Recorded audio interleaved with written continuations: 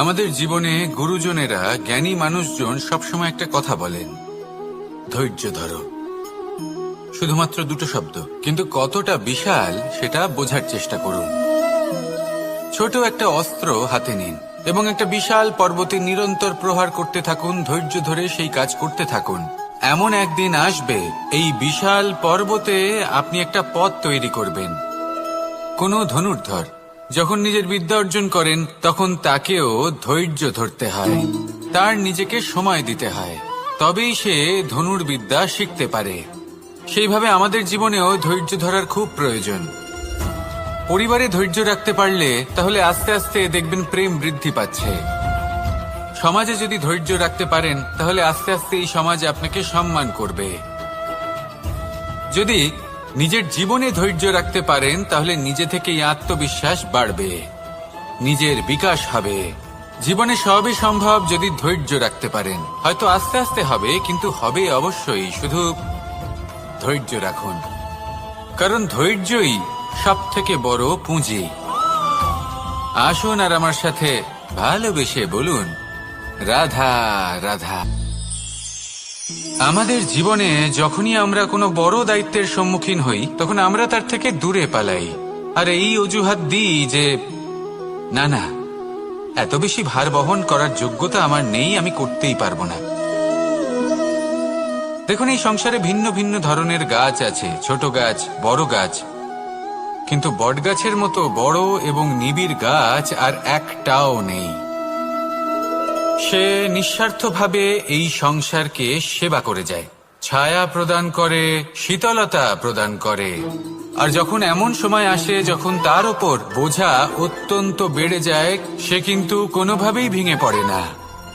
তখন সে নিজের নিঃস্বার্থ কর্মের ফল লাভ করে, সেই নিঃস্বার্থ কর্ম যা সে করেছে। তার দেহ থেকে ছোট ছোট ঝুড়ি বার হয় এবং তা কাণ্ডের আকার ধারণ করে। সেই কাণ্ড মাটির কাছে পৌঁছয় এবং তারপর তা বটগাছের সহায়ক হয়ে ওঠে। সে ভেঙে পড়ে যায় না। এইভাবে আপনিও জীবনে নিঃস্বার্থভাবে সবার সেবা করুন, ভালোবাসুন, সবাইকে সাহায্য করুন। যেদিন আপনার ওপর বোঝা অত্যন্ত বেড়ে যাবে সেদিন এই সব মানুষ আপনাকে সাহায্য করার জন্য আসবেন, আপনার শক্তি হয়ে উঠবেন, আর আপনি বটগাছের মতোই মহান এবং বিশাল হয়ে উঠবেন। আসুন আর আমার সাথে ভালোবেসে বলুন, রাধা রাধা। একটা শব্দ আছে, পরিস্থিতি। অনেক মানুষের মুখে আমরা এই শব্দ শুনি। জীবনে যখন অসফল হই, দুঃখ আসে, সংকট আসে, কোনো বিপদ ঘনিয়ে আসে, তখন সমস্ত দোষ আমরা পরিস্থিতির ওপর চাপিয়ে দিই। আর দেখতে গেলে কোথাও না কোথাও ঠিকই করি। এই পরিস্থিতি প্রত্যেক দিনের মতো পাল্টাতে থাকে, কিন্তু এই দিন, এই রাত, এমন কেউ আছেন যিনি এর ওপরেও নিয়ন্ত্রণ সাধন করেন, আর তিনি হলেন সূর্য। ঠিক সেই রকমই আমাদের জীবনেও সূর্য হলো এই মন। যদি এই মনের উপর আমরা নিয়ন্ত্রণ করতে পারি তাহলে আমরা জীবনকেও নিয়ন্ত্রণ করতে পারবো। প্রথমে এই মনের রাজা হয়ে উঠতে হবে। তাই মনে রাখবেন, যদি মন দুর্বল হয় তাহলে পরিস্থিতি আমাদের সমস্যা বলে মনে হবে। এই মন যদি স্থির হয়, পরিস্থিতি প্রতিস্পর্ধা বলে মনে হবে। আর এই মন যদি শক্তিশালী হয়ে ওঠে তাহলে যে কোনো পরিস্থিতি আপনার কাছে একটা সুযোগ মাত্র, এমন এক সুযোগ যাতে অগ্রসর হয়ে আপনি মহান হয়ে উঠতে পারেন। এই মনের শক্তির বৃদ্ধি ঘটান, মহান হয়ে উঠুন, আর আমার সাথে ভালোবেসে বলুন, রাধা রাধা। খুব সুন্দর একটা কাহিনী আছে। একবার এক ব্যক্তি নিজের অসফলতার জন্য ত্রস্ত হয়ে সময় দেবতার তপস্যা করতে বসলেন। উনি তপস্যা করলেন এবং সময় দেবতা প্রসন্ন হলেন, মানুষের রূপ ধারণ করে ওনার সামনে প্রকট হলেন। এবার সেই ব্যক্তি ওনাকে জিজ্ঞেস করলেন যে কি এমন আছে যার জন্য আপনি বারবার জয়ী হন আর আমি চিরকাল পরাজিত হয়ে থাকি? কেন এত পরিশ্রম করা সত্ত্বেও আমি সাফল্য লাভ করতে পারি না? তখন সময় দেবতা উত্তর দিলেন যে দিন হোক বা রাত, ঝড় হোক বা ভূমিকম্প, রোদ হোক বা বৃষ্টি হোক, সময়ের সূত্রপাত হোক বা প্রলয়, আমি থামি না, আমি চলতেই থাকি। আর সেই জন্য যিনি থেমে যান তিনি পরাজিত হন, আর আমি জয়ী হই। এটাই আমাদের শিখতে হবে। জীবনে সবসময় চলতে থাকুন, কখনো থামবেন না। হ্যাঁ, কিছুক্ষণের জন্য বিরতি নিতে পারেন, বিশ্রাম করার জন্য, নিজেকে আরো সশক্ত করে তোলার জন্য, কিন্তু থেমে যাবেন না। নিরন্তর কর্ম করতে থাকুন, পরিশ্রম করতে থাকুন, তবেই এই সংসার আপনাকে মনে রাখবে। আসুন আমার সাথে ভালোবেসে বলুন, রাধা রাধা। মানুষ তার জীবনে দুই ধরনের পরিস্থিতিকে খুব ভয় পায়। এক, কোনো কারণবশত কারোর সামনে নত হওয়া। দুই, কোনো কারণে নিজের চরিত্র থেকে, নিজের মূল্যবোধ থেকে বিচ্যুত হওয়া। এবার কেন হয় এরকম যে কথায় কথায় কারোর সামনে নত হতে হয়? কেন বারংবার নিজের চরিত্র থেকে চ্যুত হতে হয়? এরকম কেন হয়? এটা তখনই হয় যখন আমাদের শিক্ষা এবং মূল্যবোধের অভাব থাকে। যদি মানুষের মধ্যে প্রকৃত শিক্ষা থাকে, তাহলে এই সংসারে কোনো সময় এবং কারোর সামনেই নত হওয়ার কোনো প্রয়োজন নেই। যদি মানুষের মধ্যে মূল্যবোধ থাকে, তাহলে তাকে নিজের মূল্যবোধ বা চরিত্র থেকে বিচ্যুত হতে হয় না, তা সে যাই হয়ে যাক না কেন। কোনো বালককে যদি জন্ম থেকেই সুশিক্ষার অধিকারী করা হয়, শিক্ষিত করা হয়, মূল্যবোধের অধিকারী করা হয়, তবে সে এই সংসারে এমন কর্ম করবে যাতে সে নিজেকে, নিজের পরিবারকে, সমগ্র সমাজকে গর্বিত করতে পারে। শিক্ষা লাভ করুন, মূল্যবোধ লাভ করুন, এবং আমার সাথে ভালোবেসে বলুন, রাধা রাধা। আমাদের সকলের জীবনে একটা লক্ষ্য থাকে যেটা আমরা লাভ করতে চাই। ঠিক যেন একটা প্রতিস্পর্ধা বিদ্যমান যে কে সব থেকে আগে নিজের লক্ষ্যে পৌঁছতে পারবে। আর সেই জন্য আমরা সকলেই খুব তাড়াতাড়ি এগোতে চেষ্টা করি, বড় এবং দীর্ঘ পদক্ষেপ ফেলি, যাতে তাড়াতাড়ি নিজের লক্ষ্যে পৌঁছতে পারি। কিন্তু এক অত্যন্ত গুরুত্বপূর্ণ বিষয় আছে, সবসময় লক্ষ্য সামনে থাকবে না, কখনো কখনো তা খুঁজতে হয়। এই যাত্রা খুব কঠিন হতে পারে, আর ঠিক এই কারণেই সবসময় দ্রুত গতিতে চলা বা তাড়াতাড়ি পথে চলা সেটা আবশ্যক নয়। তার থেকেও বেশি গুরুত্বপূর্ণ হলো ভেবেচিন্তে তারপর পথ চলা। যদি ভেবেচিন্তে পদক্ষেপ ফেলেন, চলতে পারেন, তাহলে সেটাই সর্বশ্রেষ্ঠ পদক্ষেপ। কখন কোন দিকে যেতে হবে, কখন কোথায় দিক পাল্টানো যাবে না, কখন গতি বেশি রাখতে হবে, কখন কম, কখন থামবো, কখন চলবো, এই সব কিছুর বিষয়ে জ্ঞান অত্যন্ত গুরুত্বপূর্ণ এবং ভেবে চিন্তে চলতেই হবে। সেই জন্য শুধু তীব্র গতিতে সামনে এগোলে চলবে না, ভাবনা চিন্তা করে এগোতে হবে। আসুন আমার সাথে ভালোবেসে বলুন, রাধা রাধা। পায়েস হলো আমার বিশেষ প্রিয়। এর মধুর স্বাদ মনকে প্রফুল্ল করে তোলে।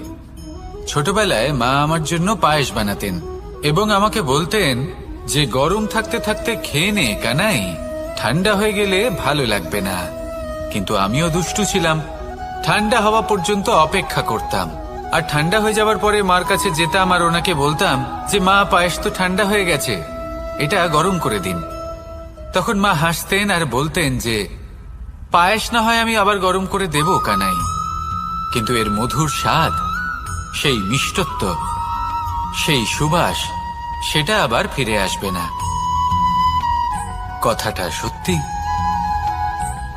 আর এই সত্যটাই আমাদেরও জীবনের সত্য। আমাদের জীবনের মধুর সম্পর্কগুলি, এতে যখন কটুভাব প্রবেশ করে তখন সেই মিষ্টত্ব ফিরিয়ে আনা প্রায় অসম্ভব ব্যাপার হয়ে যায়। আপনি চেষ্টা করে সেই সম্পর্ক ঠিক করতেই পারবেন, তার জন্য অগাধ পরিশ্রম করতে হবে, কিন্তু আবার সেই মিষ্টত্ব কখনো ফিরে আসবে না। সেই জন্য আপনার জীবনের যে মধুর সম্পর্ক আছে, যতটা সম্ভব চেষ্টা করুন তাতে মিষ্টত্ব বজায় রাখতে। কটুভাব আসতে দেবেন না। আসুন আর আমার সাথে মধুর স্বরে বলুন, রাধা রাধা। শব্দ, শব্দ আসলে কি? শুধুই কয়েকটি অক্ষরের সমষ্টি, নাকি আমাদের বাণী, এই শব্দ এমন এক শক্তি যা কাউকে এই নিজের বশবর্তী করে ফেলতে পারে। শব্দ এমন এক অস্ত্র যা কাউকে ক্ষত বিক্ষত করে দিতে পারে।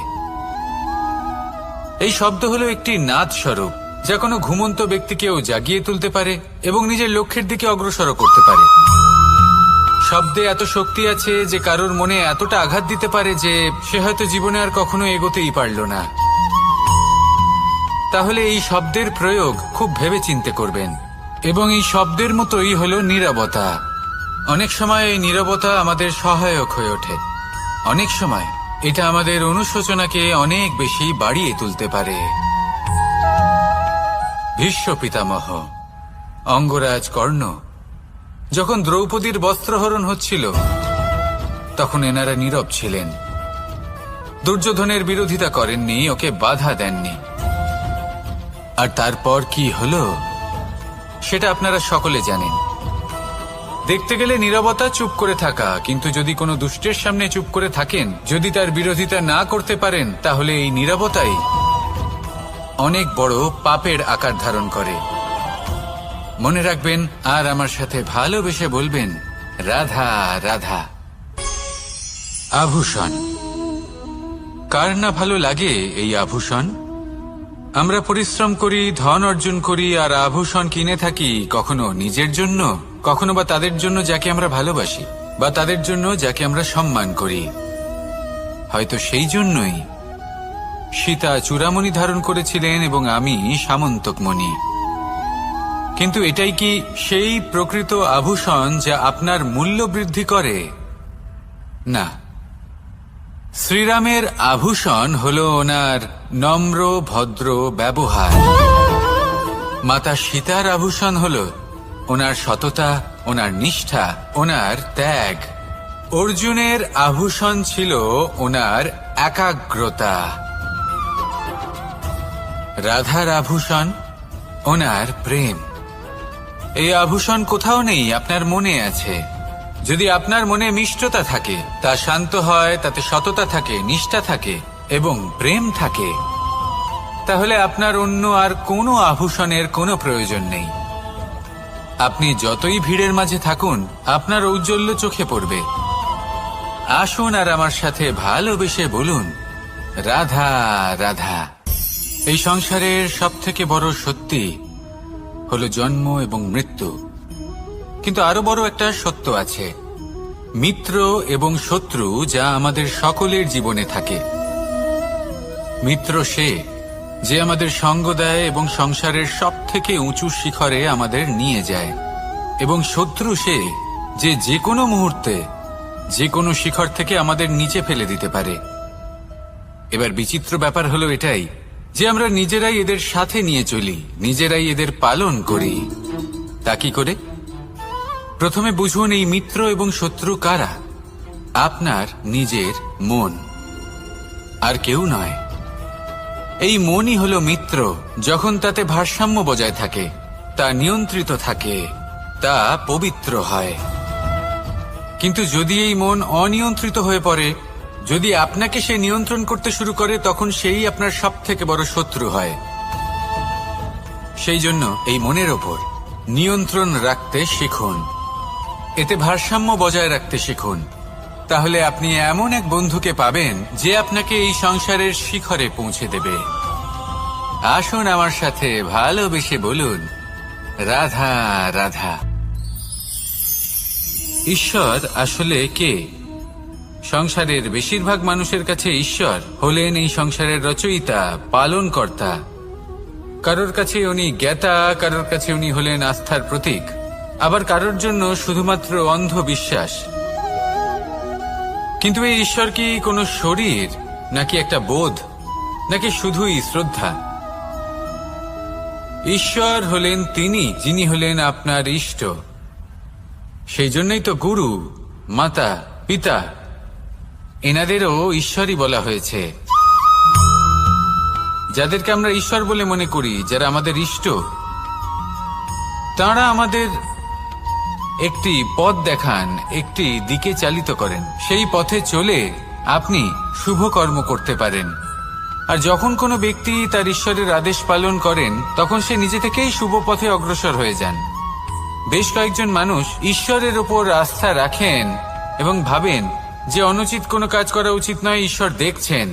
ওনারা ভয় পান যে কোনো অনুচিত কর্ম করলে কে জানে তার পরিণাম কি হবে। এমন অনেক ব্যক্তি রয়েছেন যারা ঈশ্বরকে বিশ্বাস করেন এবং জানেন যে ঈশ্বর তাদেরকে দেখছেন, তাই যে যে শুভ কর্ম ওনারা করেছেন তার ফল তারা অবশ্যই পাবেন।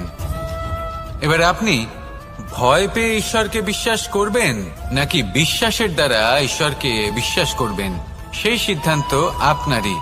কিন্তু হ্যাঁ, যদি আপনার মনে ঈশ্বরের জন্য কোনো স্থান থাকে, যদি আপনার কোনো ইষ্ট থাকেন, যদি আপনি কাউকে ঈশ্বর মনে করেন যার প্রত্যেক আদেশ আপনি পালন করে থাকেন, তাহলে বলি ঈশ্বর কখনো আপনাকে অনুচিত পথে চালিত করবেন না। আসুন আমার সাথে ভালোবেসে বলুন, রাধা রাধা। এই সংসারে ভিন্ন ভিন্ন ধরনের গাছ আছে, অসংখ্য ধরনের প্রজাতি আছে। কিছু গাছ পাতা দিয়ে থাকে, কিছু ফুল, কিছু ফল। কেউ ছায়া প্রদান করে, কেউ শীতলতা প্রদান করে, কেউ নিজেকে খুব কষ্ট দিয়ে এই সংসারের বিকাশে সহায়ক হয়ে ওঠে। কিন্তু এই সবার মধ্যে একটা বিষয় কিন্তু সমান, এরা প্রত্যেকেই পাতা ছাড়া, ফুল ছাড়া, ফল ছাড়া জীবিত থাকতেই পারে, কিন্তু কোনো বৃক্ষই শিকড় ছাড়া বেঁচে থাকতেই পারে না। এটাই হলো রাধার। ঠিক সেইভাবেই আমাদের জীবনে শক্তি হোক, ধন হোক বা সাফল্য হোক, আমাদের বা আমাদের পরিবারের প্রসন্নতাই হোক, এই সব কিছুর আধার হলো, সবকিছুর মূল হলো পরিশ্রম। তাই জীবনে চিরকাল পরিশ্রম করতে থাকুন। যদি আপনি জীবনে মহান হবার পথে অগ্রসর হতে চান, তাহলে পরিশ্রম করুন। এই পরিশ্রম দ্বারাই নিজের পরিবারকে প্রসন্ন করুন, নিজের বন্ধুদের প্রসন্ন করুন, এই সমাজকে গর্বিত করুন। আসুন আমার সাথে ভালোবেসে বলুন, রাধা রাধা। কখনো কোনো বাগানের কোনো বৃক্ষকে দেখেছেন যেখানে সুগন্ধি ফুল থাকে, রসালো ফল থাকে? তখন মন প্রফুল্ল হয়ে ওঠে, মন থেকে সেই বৃক্ষের প্রতি ভালোবাসা জন্মায়।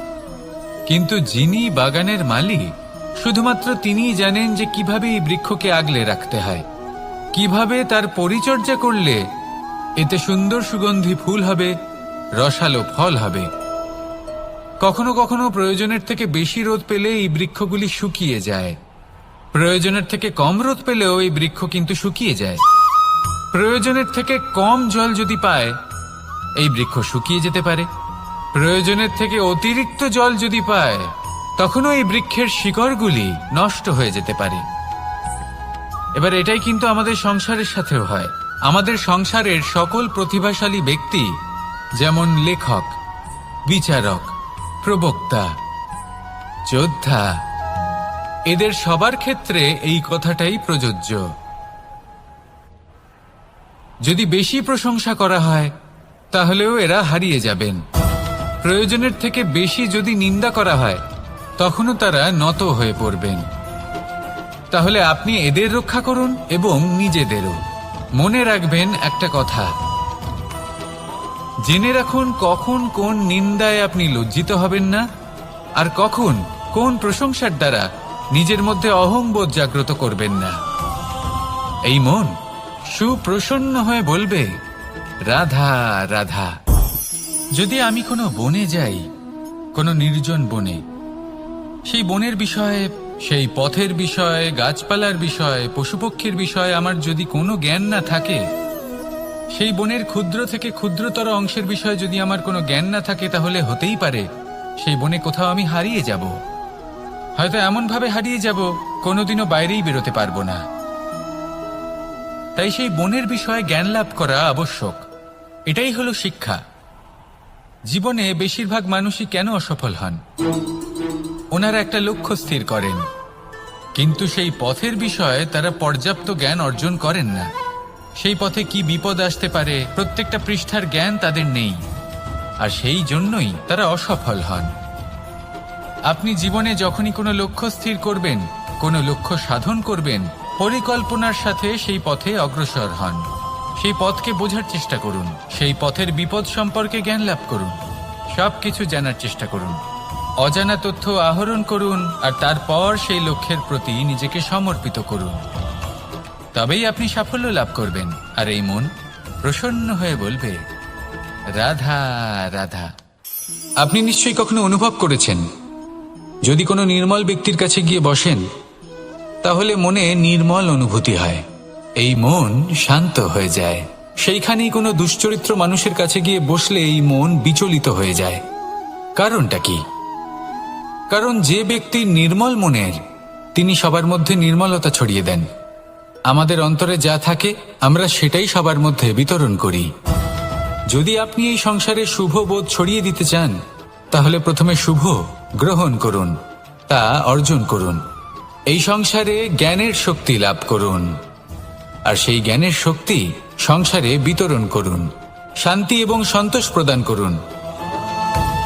কারণ যেমন বীজ এই সংসারে বপন করবেন, তেমনই ফল আপনি লাভ করবেন। যেমন দেবেন তেমন ফিরেও পাবেন। এই সংসারে জ্ঞান প্রদান করুন, শান্তি প্রদান করুন, সন্তুষ্টি প্রদান করুন। এই সংসারে ভালোবাসা বিতরণ করুন, আর এই প্রেম ভাব নিয়েই বলুন, রাধা রাধা। এই সংসারে দুই ধরনের মানুষ দেখা যায়, এক সরল, দুই জটিল। এবার এই যে সরল ব্যক্তি থাকে, তাদের এই সমাজ দুর্বল মনে করে।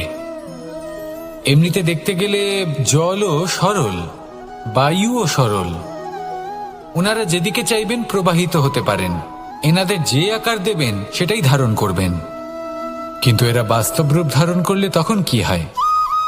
এই জল এমন এক ধারায় পরিণত হয় যে অনেক বড় বড় পাথরকে খণ্ডিত করে দিতে পারে। এই বায়ু এমন এক চক্রবাতে পরিণত হয় যা সংসারে বিনাশ ডেকে আনে। তাই যে ব্যক্তি সরল, তার সরলতাকে সম্মান করুন, তাকে সম্মান করুন, তাকে ভালোবাসা দিন। আর আমার সাথে ভালোবেসে বলুন, রাধা রাধা। খেলা খেলতে কে না ভালোবাসেন? আমরা প্রত্যেকেই যখন সময় পাই, সুযোগ পাই, তখনই আমরা কোনো খেলা খেলি।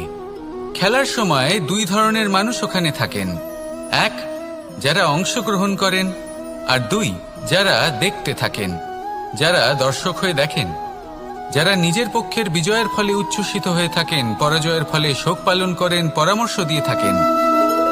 আর বিজয়ী কে হন? বিজয়ী তিনি হন যিনি অংশগ্রহণ করেন। নির্বাচন আপনাকে করতে হবে, আপনি কি করতে চান? আপনি কি খেলোয়াড় হতে চান, নাকি আপনি দর্শক হতে চান? যদি আপনি বিজয়ের আনন্দ লাভ করতে চান, সেই রোমাঞ্চ অনুভব করতে চান, তাহলে খেলতে হবে। ময়দানে আপনাকে নামতেই হবে। পরাজয়ের সম্ভাবনার ভয়ের সাথে আপনাকে লড়াই করতেই হবে। বিপক্ষের আহ্বানকে স্বীকার করতেই হবে, খেলোয়াড় হয়ে উঠতে হবে। তবেই এই বিজয়ের সম্ভাবনা থাকবে। আসলে কি, দর্শক হয়ে পরামর্শ দেওয়া অত্যন্ত সহজ, ময়দানে নেমে অংশগ্রহণ করা অত্যন্ত কঠিন। আর এখানে যেটা সহজ, তা আপনাকে বিজয়ের পথে কখনোই নিয়ে যাবে না। আসুন আমার সাথে ভালোবেসে বলুন, রাধা রাধা। এই সংসারে মানুষ জন্মগ্রহণ করেন, বড় হতে থাকেন, পুরুষার্থ লাভ করেন, অর্জন করেন। অর্জন করা আসলে কি? বেশিরভাগ মানুষ বলেন অর্জন করা অর্থাৎ ধন সম্পত্তি অর্জন করা। আর কি অর্জন করা যায়? আর কি লাভ করা যায়? আসল প্রশ্ন হলো এটাই যে কি এমন আছে যা বাস্তব রূপে অর্জন করার যোগ্য। তা হলো ব্যবহার, জ্ঞান এবং সন্তোষ। কেন? কারণ আপনি যখন এই সংসার ছেড়ে চলে যাবেন, তখন আপনার ধন সম্পত্তি আপনাকে বিদায় জানাতে আসবে না। আপনাকে বিদায় জানাতে আসবে আপনার আপনজন, যাদের সাথে আপনার সুসম্পর্ক ছিল। সমগ্র সংসারে সহস্র মানুষ ধন অর্জন করে থাকেন। শ্রেষ্ঠ মানুষ হলেন তিনি যিনি ব্যবহার, জ্ঞান এবং সন্তোষ অর্জন করে থাকেন, একে সকলের মধ্যে বিতরণ করেন। তাই এটাই করুন, আর আমার সাথে ভালোবেসে বলুন, রাধা রাধা। এই সংসারের আরম্ভ থেকে এখনো পর্যন্ত এবং ভবিষ্যতেও একটা যুদ্ধ আছে যা হয়ে চলেছে, চলতেই থাকবে। পাপ এবং পুণ্যের মধ্যে যুদ্ধ, সত্য এবং অসত্যের মধ্যে যুদ্ধ। এই যুদ্ধ চলেই আসছে, আর এই যুদ্ধে যারা লড়েন তাদের আমরা সবসময় জয় জয়কার করি। আর যারা এই জয় জয়কার করেন তাদের প্রত্যেকের একটা বিশেষ গুরুত্ব থাকে। যখনই কোনো যোদ্ধা যুদ্ধক্ষেত্রে ক্লান্ত হয়ে পড়ে, শক্তিহীন হয়ে পড়ে, তখন এরা জয় জয়কার করে, শঙ্খ বাজাতে থাকে। সেই যোদ্ধাকে অনুপ্রেরিত করে, শক্তি এবং সাহসে ভরিয়ে তোলে, আর তখন সেই যোদ্ধা সেই যুদ্ধকে এগিয়ে নিয়ে যেতে পারে। যখন শ্রীরাম লঙ্কা যাত্রা করার জন্য সেতু তৈরি করছিলেন, তখন একটা ছোট্ট মিষ্টি কাঠবিড়ালি নিজের মুখে মাটির টুকরো বয়ে নিয়ে গিয়ে তার সাধ্যমতো তাকে সাহায্য করছিল। শ্রীরাম দেখলেন এবং বললেন যে ও তো সবার মনোবল বৃদ্ধি করছে, সবাইকে প্রেরিত করছে। ও বলল যে আমি এত ছোট হয়েও যদি এই কাজ করতে পারি, তাহলে আপনারা সবাই কেন পারবেন না? এটাই হলো সেই সকলের মাহাত্ম্য, যারা জয় জয়কার করেন, অনুপ্রেরিত করেন, সাহস যোগান। ওনারা সেই ব্যক্তি যারা একজন যোদ্ধার মধ্যে যুদ্ধকে জয় করার শক্তি প্রদান করেন। আসুন আমার সাথে ভালোবেসে বলুন, রাধা রাধা। সংসারে আমাদের জীবনে যখন কোনো সুখ বা দুঃখ আসে, তার জন্য আমরা কাউকে না কাউকে অবশ্যই দায়ী করে থাকি, তাই না? এই ব্যক্তি আমাদের সাথে এরকম কাজ করেছেন, তাই আমার সাথে এমন হলো। ওই ব্যক্তি যদি এমনটা না করতেন, তাহলে আজ আমি ওই স্থানে পৌঁছতে পারতাম। সবই আপনার দৃষ্টিভঙ্গির ওপর নির্ভরশীল, আর যদি আপনার দৃষ্টিভঙ্গি এমন হয়, তাহলে তা অনুচিত। সত্যি কথা বলতে, এই সংসারে ভিন্ন ভিন্ন ধরনের মানুষ আছে। এটা আপনার ওপর নির্ভর করছে কিভাবে তাদের স্বাগত জানাবেন।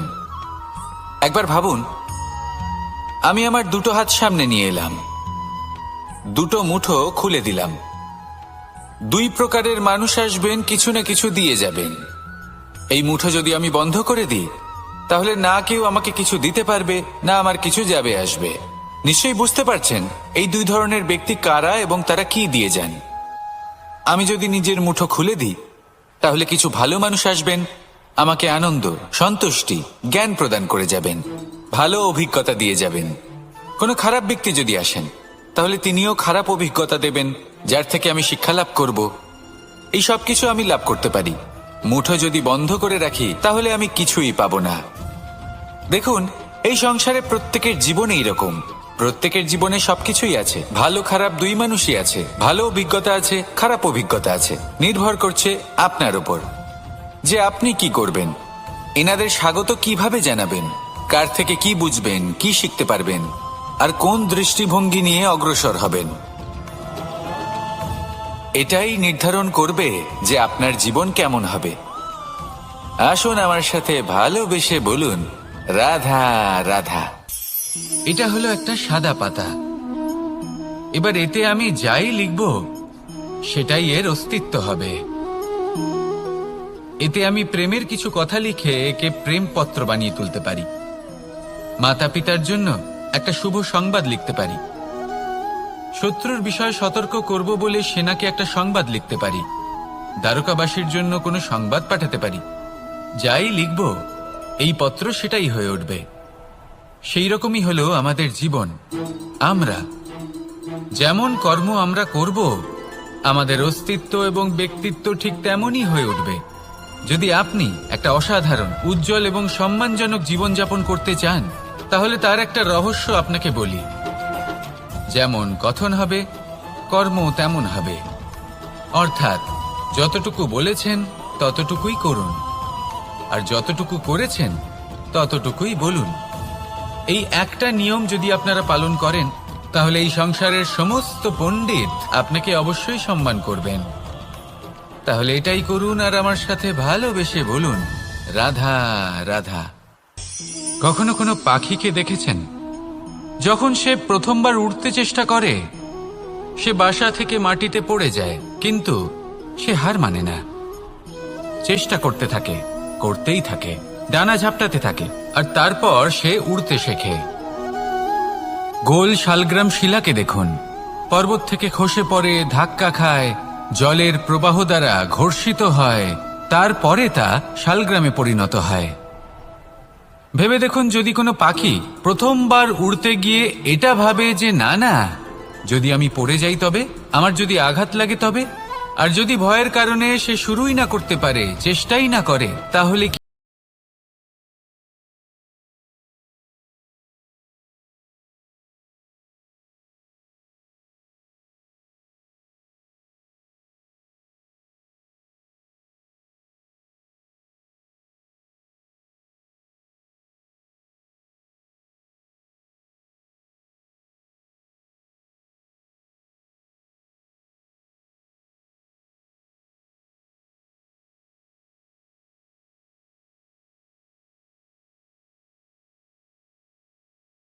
এর দ্বারা ভয়ভীত হবেন না। আসুন আর আমার সাথে ভালোবেসে বলুন, রাধা রাধা। যদি আমি আমার চোখ বেঁধে কোনো একটা নির্দিষ্ট দিকে নিজের সমস্ত শক্তি প্রয়োগ করে ছুটে যাই, তাহলে কি হবে? আমি কোথাও ধাক্কা খেতে পারি, নিজের ক্ষতি করতে পারি, কোথাও পড়ে যেতে পারি, তাই না? অর্থাৎ এটা নিশ্চিত এই কাজ আমার করা উচিত নয়। কিন্তু আজকের দিনে প্রত্যেকটা মানুষ এই কাজই করছেন, তাই না? কোনো কাজ করার পূর্বে সেই কাজের বিষয়ে সম্পূর্ণ তথ্য কোথায় সংগ্রহ করছেন?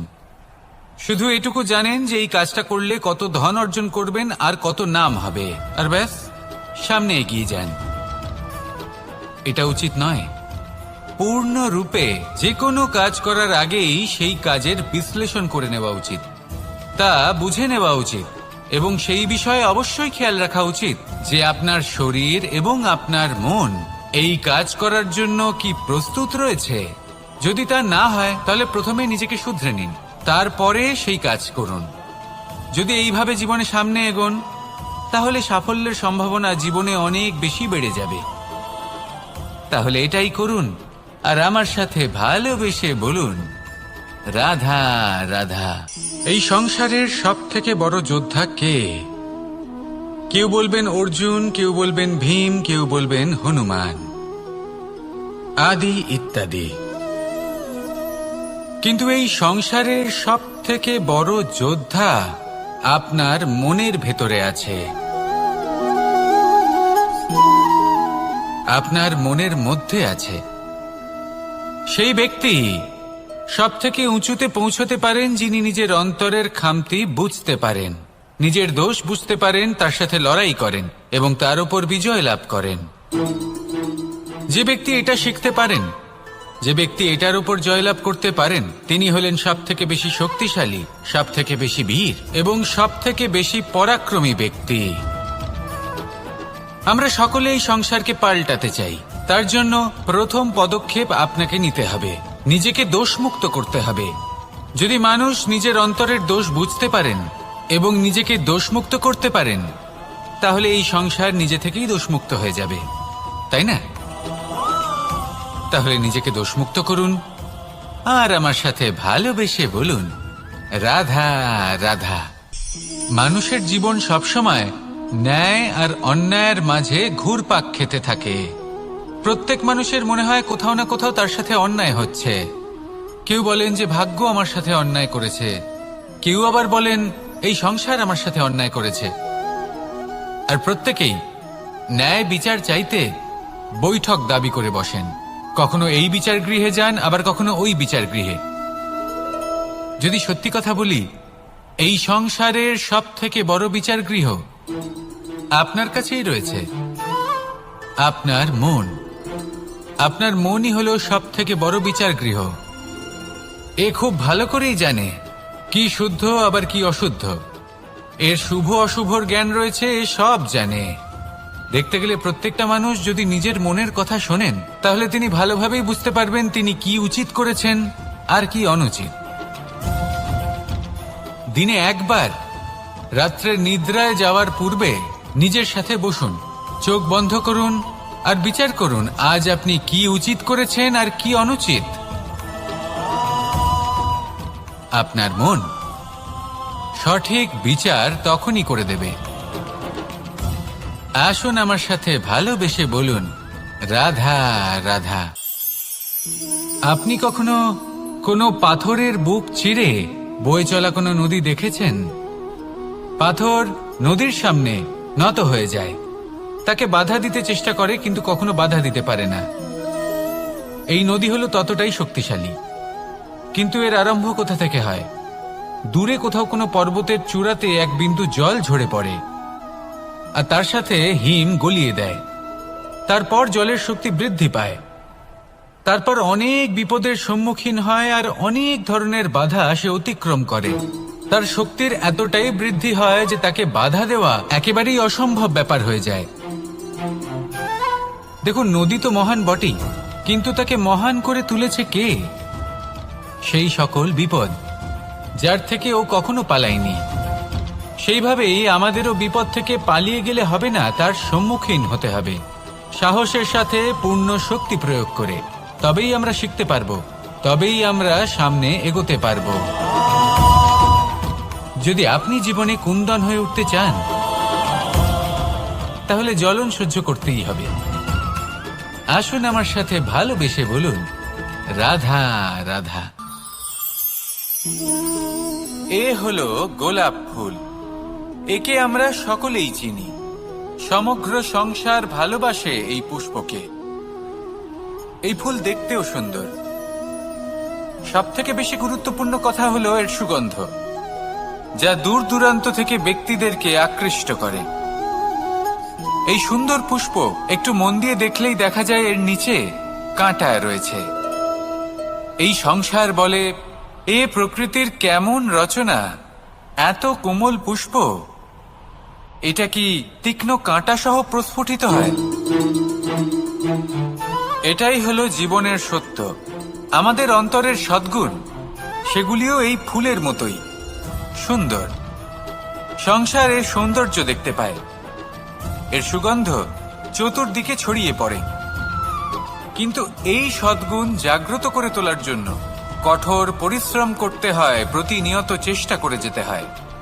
তাই জন্য যদি আপনি জানেন আপনার পথ উচিত কিন্তু তা কাঁটায় পরিপূর্ণ, তাহলে থামবেন না, চলতে থাকুন।